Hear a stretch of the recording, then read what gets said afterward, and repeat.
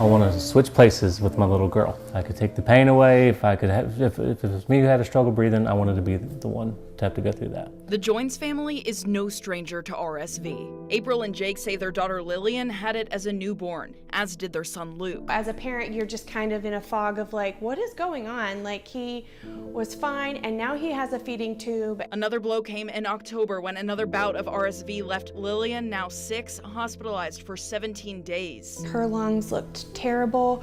She could not breathe. Her face and her neck swelled to about 4 times its normal size, and it was extremely traumatic. The CDC says cases of the respiratory virus among children are surging, particularly in the South. In Georgia, there was an average of 10 positive cases a week reported in February and March. Then we saw a sharp increase. As of this month, we're averaging 136 cases a week. The uptick is real. Pediatrician Dr. Afif El-Hassan says the symptoms are similar to those of a cold or COVID, like a cough and trouble breathing. The CDC now recommending children who test negative for COVID be tested for RSV. It can go from like a sniffly, raspy sounding cough or cold to labored breathing like that. Just in a couple of hours, it can change. Children's Healthcare of Atlanta says a significant increase in RSV cases and other respiratory illnesses has led them to open a tent outside their emergency department to help alleviate the strain and ensure they don't have to turn people away. Most cases of RSV are mild and resolve within a week or two, but the virus does lead to an average 58,000 hospitalizations